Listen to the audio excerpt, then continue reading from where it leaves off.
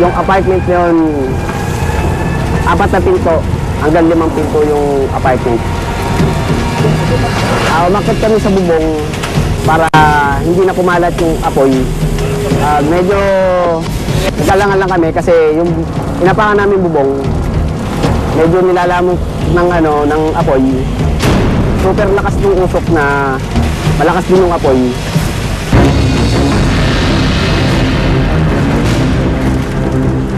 May dalawang mag-ina na trap. May isang mga 4 years old to 5 ata yung bata. Hindi ko lang sure kung ano yung babae, yung nanay niya. Ano kasi yun, bali sobrang padlock ata nung pintuan nila, binabaroka na nila yung hindi talaga mabuksan.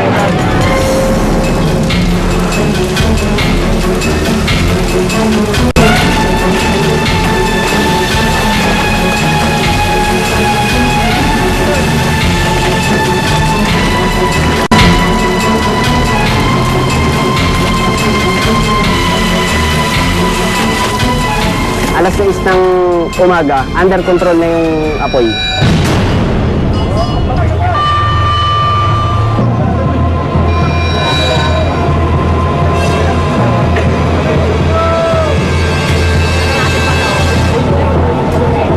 Kung tapos na yung sunog, wala na siyang ganong usok. So pumasok kami rin sa loob. Sa pang-4 na pinto namin pinasok, may naiwan na mag-ina. Nung nakita namin yung mag-ina, yung anak, yakap-yakap niya.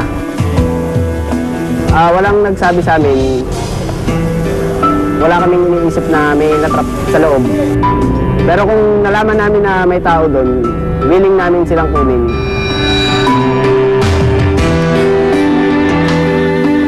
So, nalungkot ako na may namatay na tao sa sunog na hindi namin na i-save. Parang hindi ko nagampanan yung pagkabumbero ko. Dahil hindi namin nagawa lahat yung dapat gawin sa victim. Ito yung mabot lang ikatlong alarma. Bagamat nagkaroon tayo ng casualty, pero yung cause nito ay under investigation pa hanggang ngayon. Nagyantay pa tayo ng progress report ng ating investigador doon sa naturang sunog. Kung matatrap ka man, yumuko ka lang para hindi mo malanghap yung usok. Mas magbasag ka ng bintana para lumabas din yung usok. Para makalabas ka na rin dun sa babasagin ng bintana. Ang mahalaga ay isabuhay natin yung safety, part ng ating buhay sa pang-araw-araw. As we celebrate this Yuletide season, huwag natin isakripisyo ang safety. No? Nagsasaya tayo, kailangan ang safety nandiyan pa rin. Maging alerto at i-report agad ang anumang insidente ng sunog. Maaaring tumawag sa Textfire Hotline 561-1111 o kaya mag-text, report, space, location at ipadala sa 0918-688-8888.